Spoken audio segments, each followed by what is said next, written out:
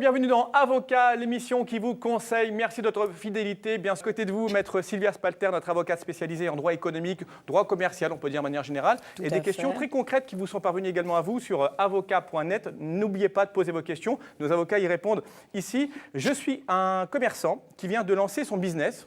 Écoutez, bravo.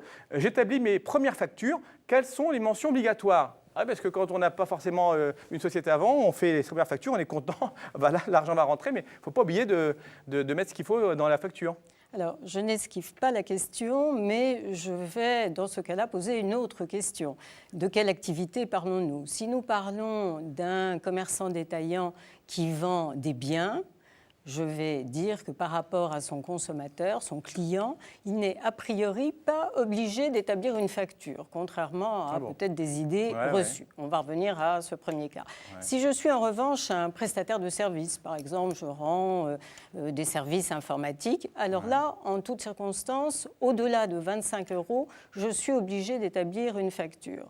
Et le commerçant qui vend des biens est a priori tenu de remettre ce qu'on appelle un ticket de caisse, mais c'est surtout dans l'intérêt du client parce que c'est pour donner date certaine à son acquisition. Éventuellement, nous y viendrons, je crois, dans le cadre d'une autre émission, sur le fait que, après avoir acheté un bien, le client n'est pas content et a envie de le changer. Donc le ticket de caisse, c'est une protection pour le client, mais ça n'est pas pour le commerçant détaillant une obligation de lui remettre. Donc, éventuellement, le consommateur le réclame. Si je suis dans le cas de figure d'un commerçant qui vend des biens onéreux, qui dépassent 1 500 €, alors là, effectivement, nous changeons de situation et je suis également, dans ce cas, commerçant détaillant, obligé de remettre une facture, par exemple, pour un joli bijou qui excéderait 1 500 €.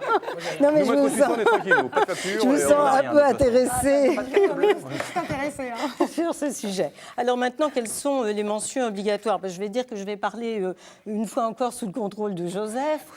En ce qui concerne les premières mentions, les premières mentions, bien évidemment, il s'agit de faire porter l'ensemble des informations concernant mon activité. Mon nom, ma dénomination commerciale, mon numéro de registre du commerce, mon adresse, là où je suis enregistré, et le greffe du tribunal de commerce où je suis enregistré. Où les choses se compliquent un petit peu, c'est effectivement sur les mentions que je dois, d'un point de vue pour être en conformité avec les obligations fiscales, faire porter. Alors là, je dois éventuellement mettre mon numéro de TVA intracommunautaire, comme on dit. Je dois bien, c'est ça. Un long numéro. Je dois mentionner le montant hors taxe et le montant avec la TVA et faire apparaître de façon claire le taux de TVA. Si j'accorde à mon concontractant une remise ou une ristourne, je dois également pas oublier de mentionner clairement le montant de cette remise, les conditions de cette remise.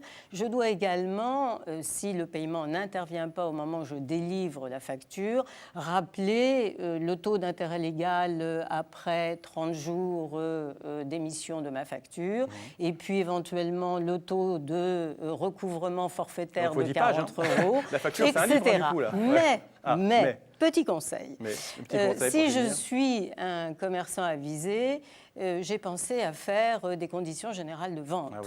Et si je suis un commerçant avisé, je ne manque pas de faire porter en bas du verso de ma facture une mention comme quoi mes conditions générales de vente sont au recto pour recueillir l'accord de mon client, car l'accord doit être express et pas simplement implicite.